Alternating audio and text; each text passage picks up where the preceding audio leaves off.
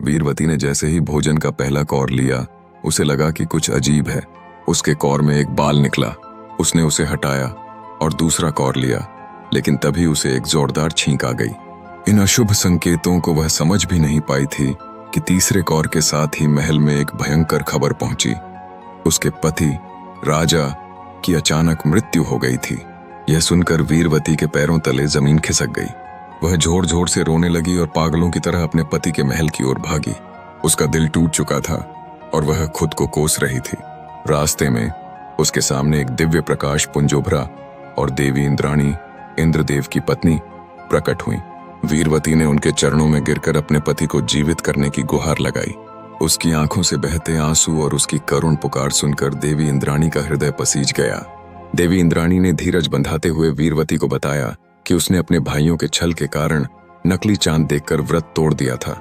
इसी अशुद्ध के कारण उसके पति को अकाल मृत्यु मिली है।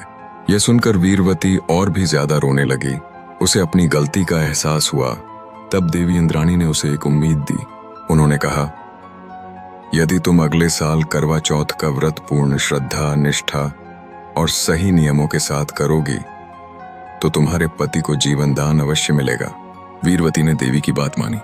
उसने पूरे 1 साल तक कठोर तपस्या की, अपने पति के लिए हर दिन प्रार्थना की और अगले करवा चौथ पर पूरे विधि विधान के साथ निर्जला व्रत रखा। उसकी भक्ति और अटूट प्रेम से करवा माता प्रसन्न हुई।